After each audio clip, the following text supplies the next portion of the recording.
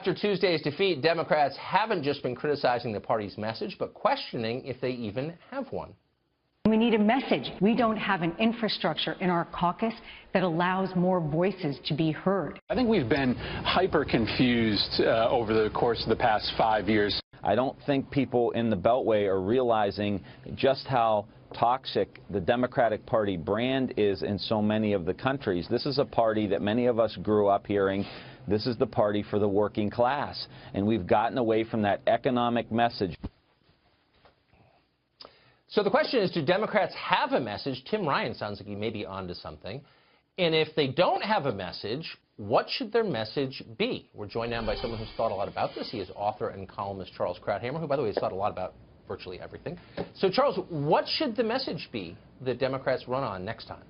Well, the paradox is that one wing of the party, but really the base, has a message because it has an ideology.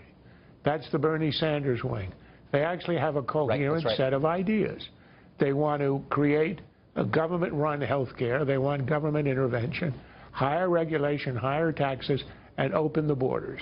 They want to create a European social democracy, a Germany in the U.S. It's a coherent idea. I think it's nuts.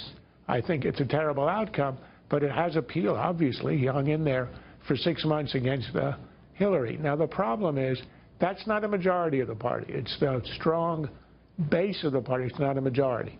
The rest of the party, the Clinton wing, the part who supported her and who went for her, and who are the regulars, do not have a message, and that's the problem. And by message, I mean ideology, a coherent set of ideas. What they have constituencies. They appeal to blacks, to Hispanics, to young people, to women, but it's mostly single women, to LGBT. They have constituencies. It's a stitching together of constituencies, hoping that that will put them over 50%. Now, that's a strategy. It may work. It worked with Obama. He put together large elements of those constituencies, and he won twice. But the problem is it doesn't have an ideological and intellectual coherence. So when you say, what do you stand for, they can't give an answer. So what do? They invent this idea of diversity. So this is a party of diversity. Diversity is an adjective that describes the world as it is. It is not a political aspiration. It's not a goal everybody wants to head to. That's not what America is. America is a lot of things. Freedom, you could say if you're a Sanders, equality, a lot of other things. But diversity is a pretty pale and unappealing ideal, if it is one at all. And it's a phony, because it really is just an intellectual excuse for appealing one constituency at a time, and that's what they've been trying to do.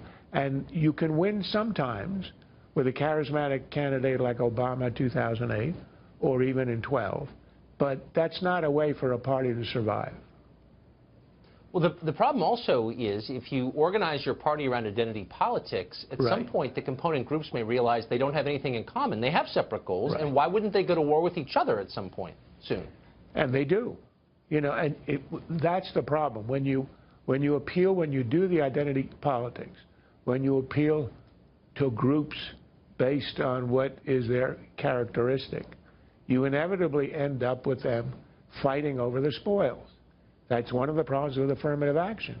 Why should it be X and not Y? Why should it be newly arrived Hispanics and not white people whose, you know, let's say a Polish immigrant whose parents might actually have fought in the Second World War? There's no way to judge, and you end up simply with a scrambling for spoils. And that is one of the things that the Democrats suffer from. That was the one good thing I always thought about Sanders, was he did not organize his campaign around that. That's right. And he had ideas. Insane though they were, but it was unifying, not divisive. It's essentially an anti-capitalist idea. You would have thought that it exists only in the English departments of some elite universities, which explains why Elizabeth Warren is sort of his acolyte. She's a perfect example, a Harvard professor. But that has a limited appeal, and it's sort of, you know, socialism is not exactly the most successful idea of the last 2 centuries. So it's not a terribly good idea to run on it.